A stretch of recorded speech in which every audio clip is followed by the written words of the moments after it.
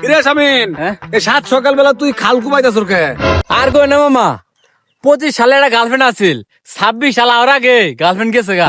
এই কারণে খাল কাটতাছি, যাতে বছরের শুরুতেই কুমির নামক গার্লফ্রেন্ডটা আবার পা।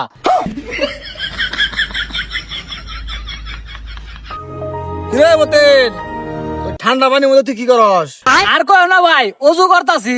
ঠান্ডার মধ্যে সল সল তুই কোন উজু করস?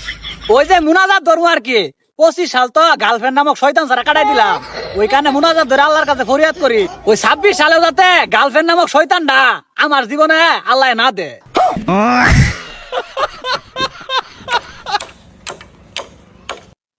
কি ব্যাপার মামা? ঠান্ডার মধ্যে সকাল সকাল তুমি বাস কুবাইতেছো কে? আর কইস না, 25 সালে মেলা মানছে এই আইক কলা বাস আমারে দিতে কষ্ট হইছে, তাই চাই কাটি ছাড়াই দিতাছি যাতে 26 সালে দিতে সুবিধা হয়। হ্যাঁ, ও ঠিক আছে, একের কাম করতেছে। হ্যাঁ, যাইগা কাম করতে অসুবিধা হবো, করো।